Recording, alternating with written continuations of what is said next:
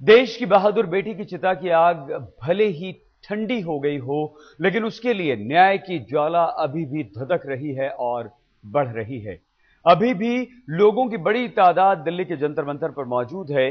दिल्ली समेत दूसरे तमाम शहरों में आज भी लोग सड़कों पर उतरेंगे। कल भी हजारों लोगों ने इंसाफ की आवाज बुलंद की थी। इस लड़की के लिए उन्होंने मांगा था इंसाफ। बाबुल जिया मुरा घबराए, बिन बोले रहा न जाए, बिन बोले रहा न जाए, बाबुल जिया मुरा घबराए।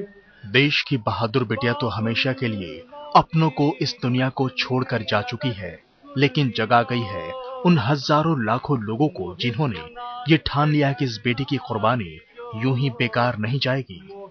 देश के कानून और मानसिकता में बदलाव के लिए लौ तब तक यूं ही चलती रहेगी जब तक इसकी मुकम्मल मंजिल हासिल नहीं हो जाती। देश के इन 8 शहरों के मिजाज को देखिए, आपको खुद महसूस होगा कि जाते जाते पीड़ित ने हर एक को झकझोर दिया है। दिल्ली एनसीआर से लेकर मुंबई, कोलकाता और बेंगलुरु तक हर शहर की गली, सड़क और चौराहे पर महिला सुरक्षा के लिए बुलंद हो रही आवाज में बदलाव के बयार की खुशबू महकने लगी है। बहुत दुख है उसके इस तरह से चले जाने का, और उससे भी ज्यादा गम है कि जिस तरह की उसको मौत मिली है, भगवान कभी की ठिकाना ना दे। प्रशासन में एसएसटी लॉस चाहिए हमको, नहीं तो कुछ फायदा नहीं होगा। इसके अगेंस्ट है हम सब लोग, दिखाने के लिए कि हम लोग ये सब बिल्कुल टॉलरेट नहीं करेंगे and we want a new and a brighter India. पीड़ित लड़की को देश की हर मां अपनी बेटी मान रही है और उसके जाने का गम इनके दिलों में चस्पा हो चुका है। गुस्सा और अफसोस भी है कि वो उसे बचा न सकी। एक मौका इनके हाथ से जा चुका है, लेकिन बाकी बेटियों की हिफाजत का मौका अब वो नहीं गंवाना चाहती है। अन्ना हजारे का गांव रालेगढ़ सिद्धि भी आहत है। मोमबत्ती जलाकर पीड़ित लड़की को श्रद्धांजलि दी गई और महिलाओं ने आरोपियों के पुतले को फांसी देकर अपने गुस्से के साथ शायद न्याय भी किया। लेकिन अन्ना भी मान रहे हैं कि वक्त अब दोषियों को सख्त सजा देने का है।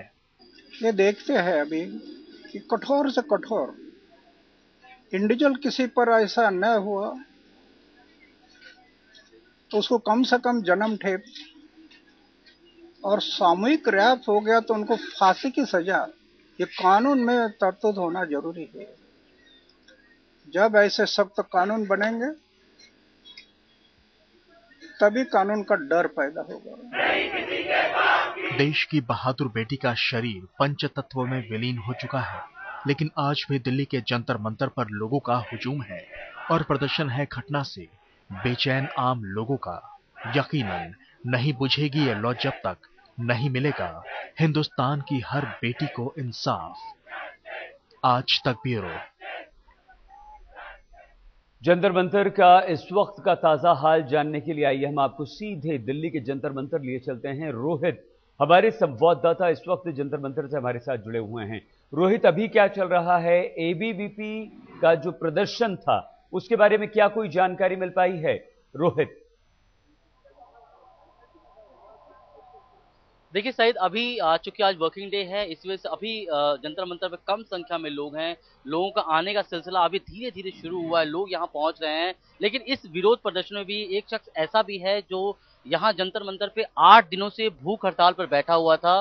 बरेली का रहने वाला है राजेश गंगवार।